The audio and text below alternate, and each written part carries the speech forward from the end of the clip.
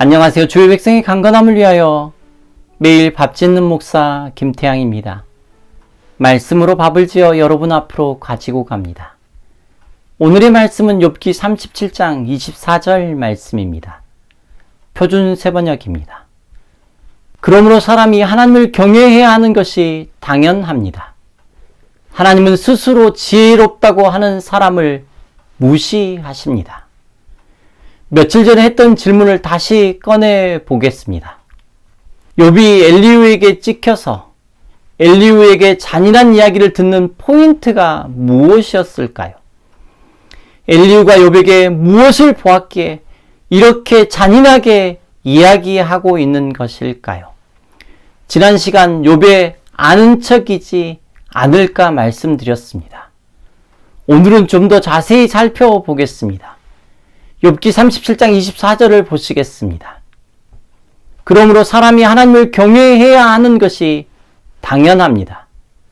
하나님은 스스로 지혜롭다고 하는 사람을 무시하십니다. 이 구절에서 명확하게 드러나지 않습니까? 엘리후가 욥에게 보았다고 말할 수 있는 것은 두 가지입니다. 첫 번째는 욥에게 하나님을 경외하는 모습이 보이지 않는다는 것입니다. 욥은 하나님을 경외하지 않아. 그러니까 척하는 거야. 아는 척. 두 번째는 스스로 지혜롭게 여긴다는 것입니다. 말을 하는 동안 그의 모습이 모든 것을 아는 것처럼 우기며 이야기하는 것입니다. 이것이 바로 아는 척입니다. 스스로 지혜롭다고 생각하는 것입니다. 욥의 말을 듣고 욥의 표정을 보고 욥의 상황을 보면서 엘리후가 이런 판단을 내리고 욥에게 잔인한 이야기를 합니다.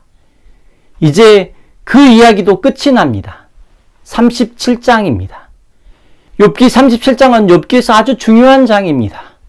욥기의 말씀에서 사람의 말이 모두 끝나는 장입니다. 욥의 세 친구 욥 그리고 엘리후의 이야기가 끝이 납니다. 이 말을 끝내면서도 엘리후는 욥과 욥의 친구들에게 하나님의 음성을 들으라고, 잘 들으라고 이야기합니다. 37장 2절입니다. 내부는 모두 하나님의 음성을 들으십시오. 그분의 입에서 나오는 천둥과 같은 소리를 들으십시오. 욥에게도 다시 이야기합니다. 37장 14절 말씀입니다.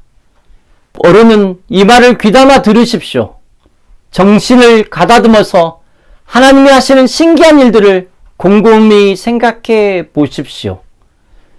37장에서 주의 깊게 살펴야 하는 첫 번째가 사람의 말이 끝나는 시점이라면 37장에서 두 번째 살펴보아야 하는 것은 엘리후는 37장의 거의 모든 구절에서 하나님을 언급하고 있다는 것입니다.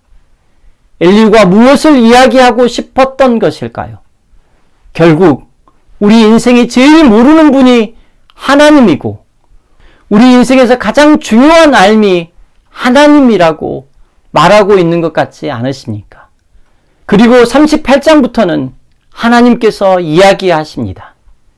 엘리후가 거의 모든 절에서 하나님을 넣는 이유는 욥에게 하나님을 경외하는 마음이 없고 자신을 스스로 지혜롭다고 의롭다고 주장하는 욥을 향하여 그렇지 않다고 하나님만이 의로우시다고 말하고 싶은 것 아닐까요?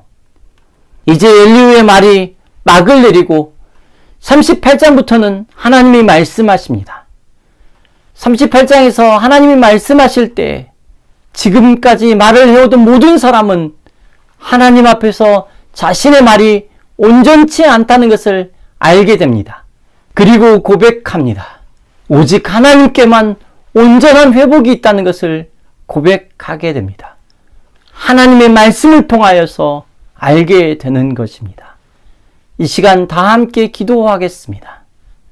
하나님, 우리가 하나님을 더욱더 알아가게 하옵소서.